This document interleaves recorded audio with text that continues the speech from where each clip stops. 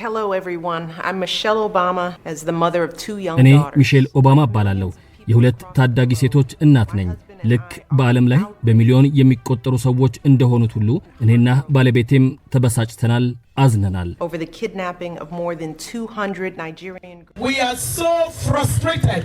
at the fact እነርሱንም ሚሊዮኖችንም ያሳዘነው በናይጄሪያ የዛሬ 11 ዓመት ልክ በዚህ ጊዜ ከ200 በላይ ልጃገረድ ተማሪዎች በቦኮ ሐራም ታግተው ከትምህርት ቤታቸው መወሰዳቸው ነበር የዛሬ 11 ዓመት ልክ በዚህ ጊዜ በሀገራችንም ተደጋግሞ ስለመፈጸሙ የምንሰማው ጉዳቱ ከታገቱትም አልፎ ለቤተሰብም ለሀገርም የሚተርፈው እገታ በሕግ ረገድ የተሰጠውን ቦታ አሁን መጥነን እናወራለን በሕጉ ዕድሜ ልክ ተከብሮ አስከብሮናል ወይ ስንል እንጠይቃለን አልሰማንም እንዳትሉ ነፃነቱን ጠብቆ ለሕግ የበላይነት መከበር የሚሰራው የኢትዮጵያ የፌደራል ጠበቆች ማህበርና አደጋ የወለደው ማጣት ሳይዘጋጁ ደርሶና ሐዘን ላይ ጥሎ ደግሞ ሌላ ማጣትን እንዳያመጣቦ የህይወት ዘመኖን በሙሉ ከዘመን ኢንሹራንስ ይወዳጁ ስጋትን ራሱን ያሸንፉ የሚለው ዘመን ኢንሹራንስ እንድታደምጡ ጋብዟቸዋል ነፃነትን ያህል ውድ ነገር ከሕግ ውጪ ከማጣት የምታምኑት አምላክና ሕግ ይጠብቋችሁ ይጠብቀን ከፈጣሪ የተሰጠው ተፈጥሯዊና ተወዶም የሰው መጠሪያ ጭምር የሆነው ነፃነት ጠለፋም እገታም ከሚለው ይቀድማል ከጥንት ጀምሮ ተጠብቆ እንዲቆይ እንደ አድዋ ባሉ ጦርነቶች ሕይወትና አካል ተከፍሎለታል ሕግም ያውቀዋል ይጠብቀዋል ሐምሌ 9 ቀን 1923 ዓ.ም የወጣው የኢትዮጵያ የመጀመሪያ ሕገ መንግሥት በአንቀጽ 22 ከቦታ ቦታ የመንቀሳቀስን በአንቀጽ 23 እና 24 አካላዊ ነፃነትን የሚጠብቁ ድንጋጌዎችን ደንግጎ ነበርም በጥቅምት 24 ቀን 1948 ዓ.ም የተሻሻለው ሕገ መንግሥትም በአንቀጽ 43 ድንጋጌው ማንኛውም ሰው ሕይወቱን ነፃነቱንና ንብረቱን ከሕግ ውጪ አያጣም ሲል ይደነግጋል ከሕይወቱ ቀጥሎ ነፃነቱ ይጠበቅ ይላል በ1987 ዓ.ም የተደነገገውና አሁንም ሥራ ላይ ያለው የኢፌድሪ ሕገ መንግሥትም በአንቀጽ 17 የነፃነት መብት ብሎ አንድ በሕግ ከተደነገገው ሥርዓት ውጪ ማንኛውም ሰው ወንድም ሆነ ሴት ነፃነቱን ወይም ነፃነቷን አያጣም አታጣም በተራ ቁጥር 2 ማንኛውም ሰው በሕግ ከተደነገገው ውጪ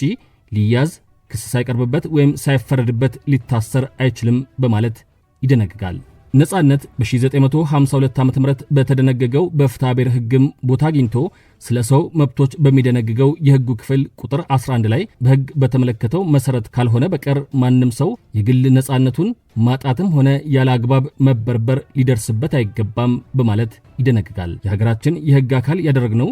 የሰብአዊ መብቶች ሁሉ አቀፍ መግለጫ በአንቀጽ 3 እያንዳንዱ ሰው የሕይወት የነፃነትና የተሟላ ደህንነት መብት አለው የሲቪልና የፖለቲካ መብቶች ዓለም አቀፍ ቃል ኪዳን ደግሞ በአንቀጽ 9 ማንኛውም ሰው የግል ነፃነቱና ደህንነቱ እንዲረጋገጥለት መብት አለው በማለት የደነገገውንና የአፍሪካ የሰዎችና የሕዝቦች መብቶች ቻርተር በአንቀጽ 5 በተመሳሳይ የገለጸውን የኛም ሀገር ሕግ ይሁኑ ብለን ተቀብለናቸዋል ነፃነት ሲታጣ በፍትሐብሔር ረገድ ጥፋት ሆኖ ካሳ ያስከፍላል የፍትሐብሔር ሕግ ቁጥር 2040 የሌላውን ሰው ነፃነት ስለመንካት ብሎ እነዚህን ይደነግጋል አንድ ሰው ሕግ ሳይፈቅድለት ለተወሰነ ጊዜም ቢሆን የሌላውን ሰው ነፃነት የነካና እንደተፈቀደለት መጠን ካንዱ ቦታ ወደ ሌላው ቦታ እንዳይዘዋወር ሰውየውን የከለከለ እንደሆነ ጥፋተኛ ነው 2 እንዲህ በሆነ ጊዜ በከሳሹ ሰውነት ላይ ጉዳት ያላደረሰም ቢሆን እንኳ ጥፋቱ እንደተሰራ መቆጠሩ አይቀርም 3 ከሳሹ አንድ አይነት የግዴታ ሥራ እንዲፈጽም በተከሳሹ ዛቻ ተገዶ እንደሆነና ይህም ዛቻ ሊያስከትልበት የሚችለውን አደጋ ለመገመት የሚችል መሆኑ ከታወቀ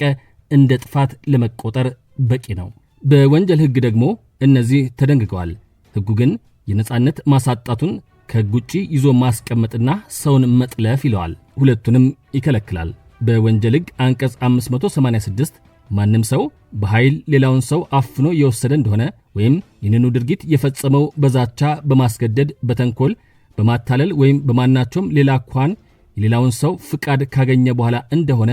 ከ7 ዓመት በማይበልጥ እስራት ይቀጣል ሲል ይደነግጋል አገባታለሁ ምክንያት ሆኖ ሴትን መጥለፍም ከ3 እስከ 10 ዓመት ሊደርስ በሚችል እስራት ያስቀጣል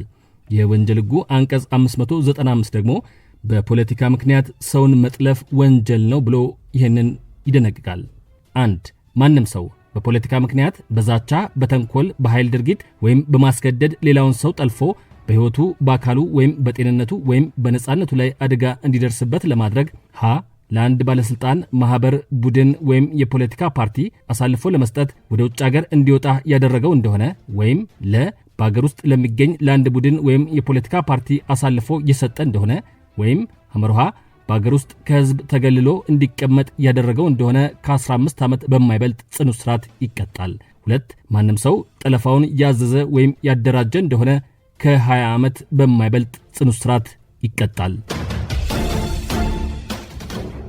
ሕጉ ከትናንት እስከ ዛሬ በሕይወት ከመኖር መብት ቀጥሎ ለነጻነት ቦታ ይሰጣል፣ እንዲከበር ይደነግጋል። ግን እንደ ዕድሜው ተከብሮ እኛንስ አስከብሮ ይሆን? ነጻነትን ያህል ውድ ነገር ከሕግ ውጪ ከማጣት የምታምኑት አምላክና ሕግ ይጠብቋችሁ፣ ይጠብቀን። ዛሬውን አበቃን። እንድታደምጡ ጋብዟችሁ የነበሩት ነጻነቱን ጠብቆ ለሕግ የበላይነት መከበር የሚሠራው የኢትዮጵያ የፌዴራል ጠበቆች ማኅበርና አደጋ የወለደው ማጣት ሳይዘጋጁ ደርሶና ሐዘን ላይ ጥሎ ደግሞ ሌላ ማጣትን እንዳያመጣቦ የሕይወት ዘመኖን በሙሉ ከዘመን ኢንሹራንስ ይወዳጁ፣ ስጋትን ራሱን ያሸንፉ የሚለው ዘመን ኢንሹራንስ ነበሩ። አመስግነናል።